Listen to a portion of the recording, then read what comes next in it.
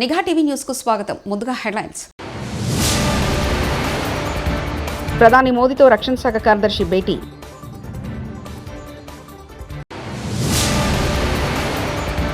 భూమి కోసం ముక్తి కోసం పోరాటాలు చేసిన ఆదివాసుల జిల్లా ఇది. 2.5 కేజీల వాసవిమాత బంగారు విగ్రహాన్ని ఆవిష్కరించిన బాలకృష్ణ దంపతులు.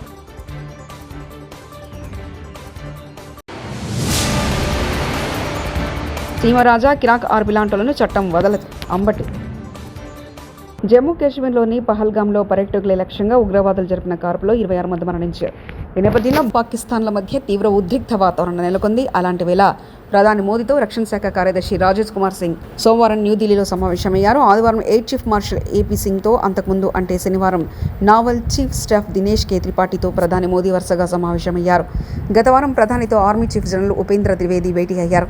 ఇలా వరుసగా త్రివిధ దళాల అధిపతులతో ప్రధానమంత్రి భేటీ కావడం, తాజాగా రక్షణ శాఖ కార్యదర్శి రాజేష్ కుమార్ సింగ్ సైతం సమావేశానికి హాజరవ్వడం ప్రాధాన్యత సంతరించుకుంది. తెలంగాణలో కేంద్ర మంత్రి నితిన్ గడ్కరీ పర్యటిస్తున్నారు. కొమరంభీం జిల్లాలోని కాగజ్ నగర్లో 3,694 కోట్లతో 5 జాతీయ రహదారులను ప్రారంభించారు.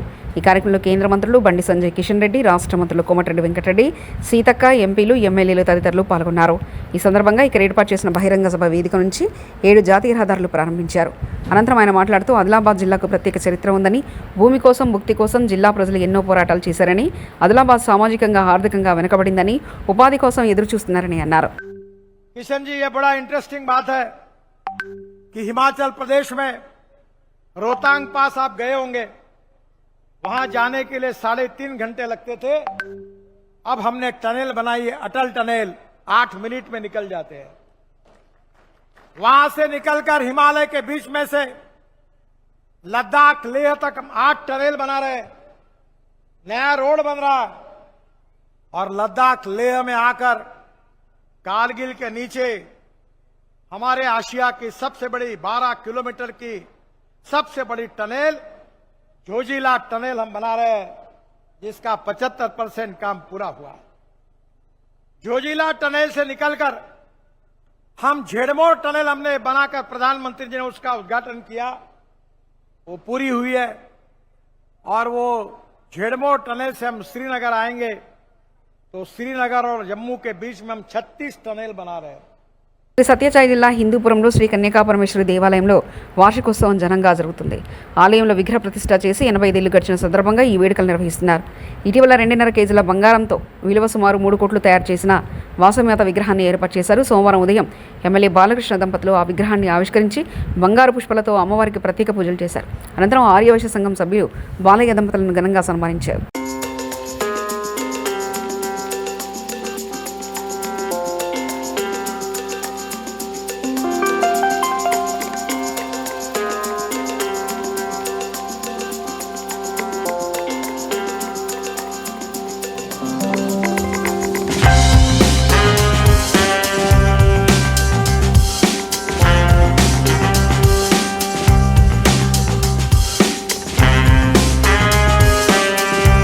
తామిచ్చిన ఫిర్యాదులపై పోలీసులు స్పందించడం లేదని, అందుకే న్యాయస్థానాలను ఆశ్రయించాల్సి వస్తుందని వైఎస్ఆర్సీపీ నేత మాజీ మంత్రి అంబటి రాంబాబు అన్నారు.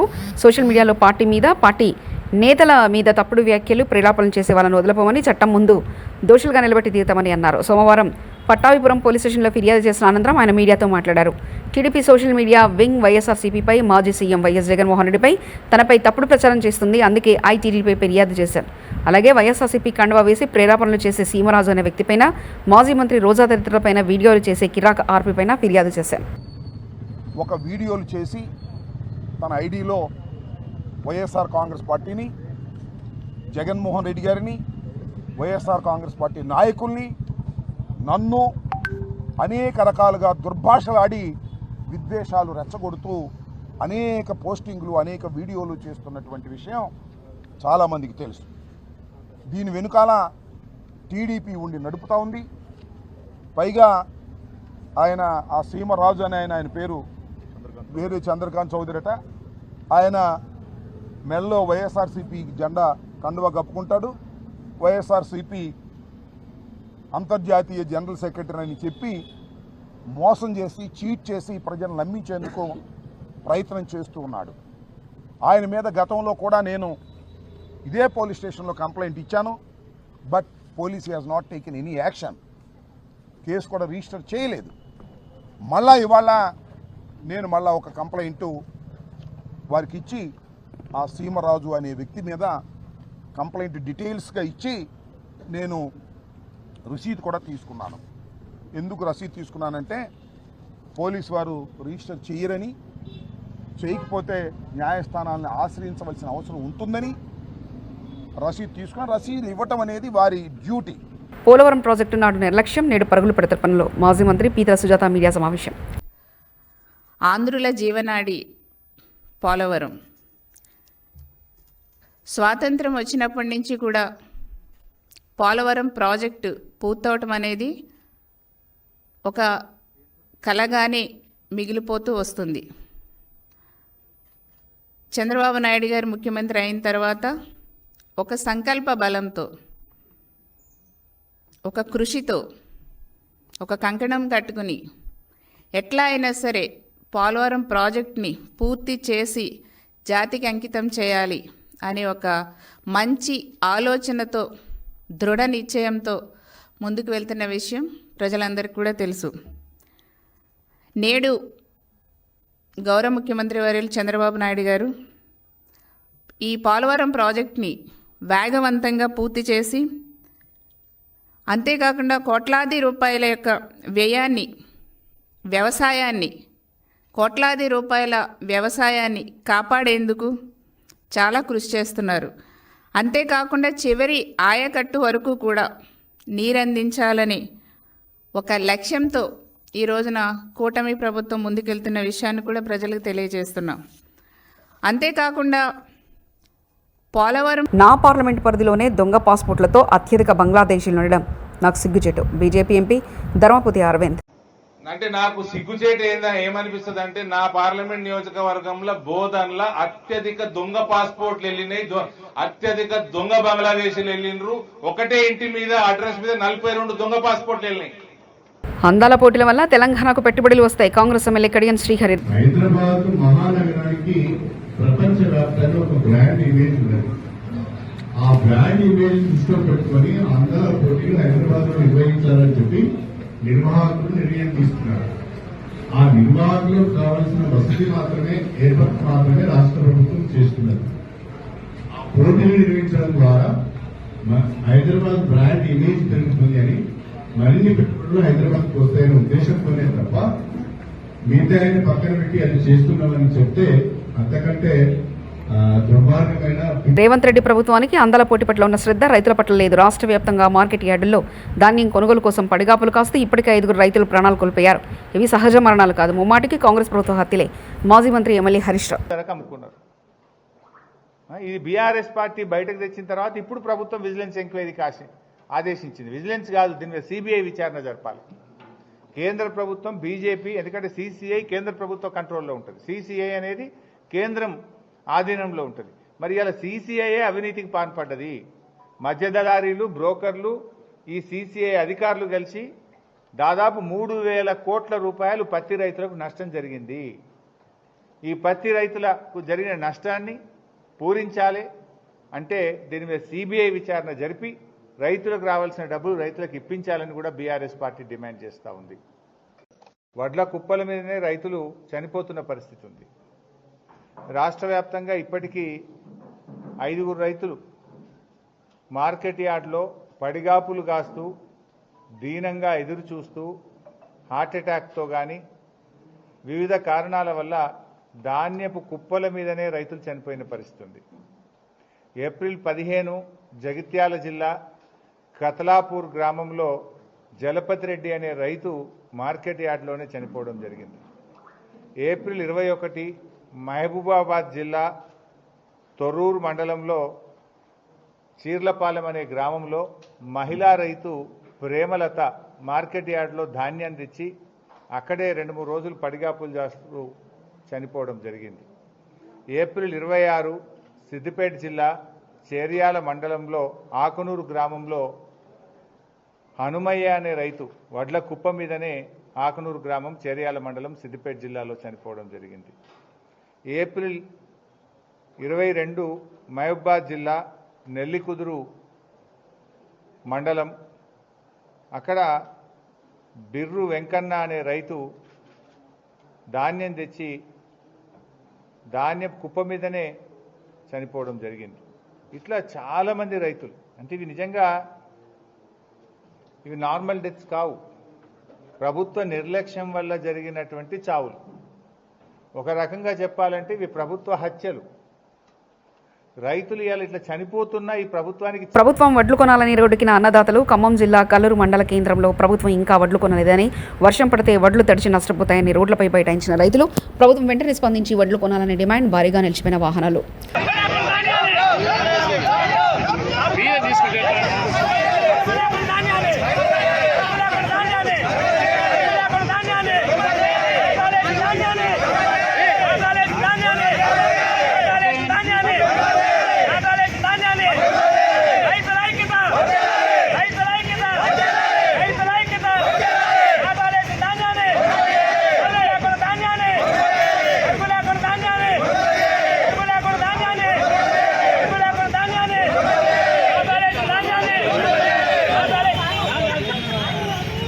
జేహో జేహో అని పాకిస్తాన్ అంటూ నోరు జారిన హైదరాబాద్ బీజేపీ నాయకులు.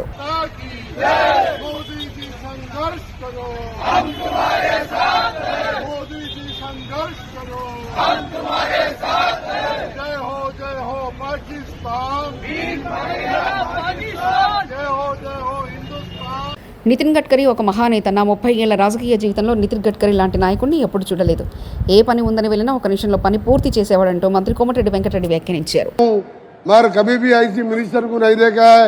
कभी भी जाओ रोड का प्रॉब्लम होने दो, कुछ प्रॉब्लम हो, 1 मिनट में अपॉइंटमेंट दे के बिठा के काम करने का मिनिस्टर जो ये असेंबली पार्लियामेंट में हाउस के अंदर भी यही बोला थे. मैं आप एक ही रिक्वेस्ट है, गडकरी जैसे बड़ा महान नेता को मैं हैदराबाद में 2 दिन पॉइंट बनूंगा, मगर यहाँ से हमारा तेलंगाना का विजिट करके जो ये फॉरेस्ट एरिया को जो डेवलप करने के वास्ते आ रहे, आपको स्वागत करते हुए मेरा एक ही रिक्वेस्ट है. వైఎస్ఆర్ కాంగ్రెస్ పార్టీ ఎన్ఆర్ఐ విభాగ గ్లోబల్ కోఆర్డినేటర్ ఆలూరి సాంబశివారెడ్డి నేడు బ్రిస్బెన్లో నిర్వహించిన వైఎస్ఆర్సీపీ గ్లోబల్ కనెక్ట్ పర్యటన మరో విజయవంతమైన అధ్యాయంగా నిలిచింది. ప్రసవాంధ్రుల విశేష ఉత్సాహం, ఆకాంక్షలతో కూడిన చర్చలు ఈ కార్యక్రమాన్ని భావోద్వేగపూరితంగా మలిచాయి. ఈ సందర్భంగా సాంబశివారెడ్డి మాట్లాడుతూ, జగనన్న ఒక నాయకుడు మాత్రమే కాదు, ప్రజల వ్యక్తీకరించిన ప్రతిబింబమని. ఆయన నాయకత్వం మానవతా విలువల మీద, నైతిక బాధ్యత మీద నిలిచిందని, నిజాయితీ, నిబద్ధత, ప్రజల పట్ల గల సానుభూతి ఈ భూమిపై అర్థమైందని స్పష్టంగా తెలిపారు.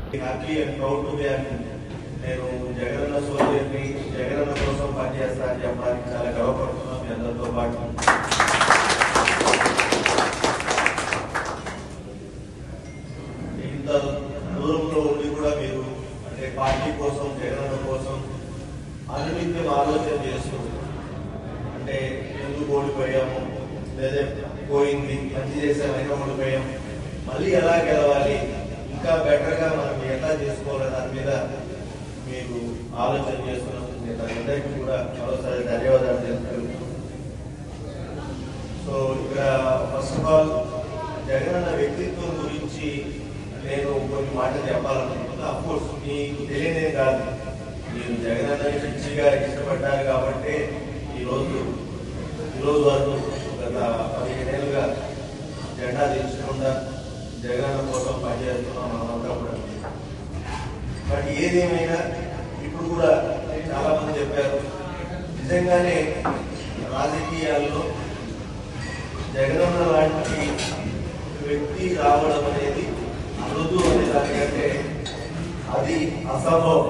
అంటే ముందు ఎప్పుడు లేరు, తర్వాత ఎప్పుడు రాదు. ఎందుకంటే రాజకీయాల్లో నిజం మాట్లాడటం, ఆ నిజం మాట్లాడిన తర్వాత ఆ మాట కట్టుబడి ఉండడం అనేది అది ఎక్కడా జరగదు.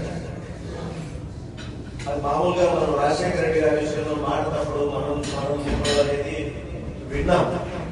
కానీ దాన్ని ప్రాక్టికల్ గా జగనన్న విషయంలో కల్లారా చూసాము. అది ఎప్పుడు 2019-24 మధ్య. ప్రధాని మోదీతో రక్షణ శాఖ కార్యదర్శి భేటీ.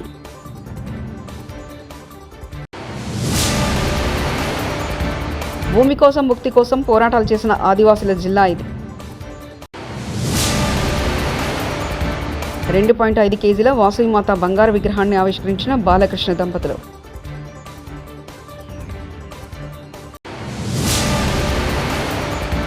సీమరాజా కిరాక్ ఆర్బీ లాంటోలను చట్టం వదలదు అంబటి. ఇవి బులెటిన్ విశేషాలు. చూస్తూనే ఉండండి నిఘా టీవీ న్యూస్.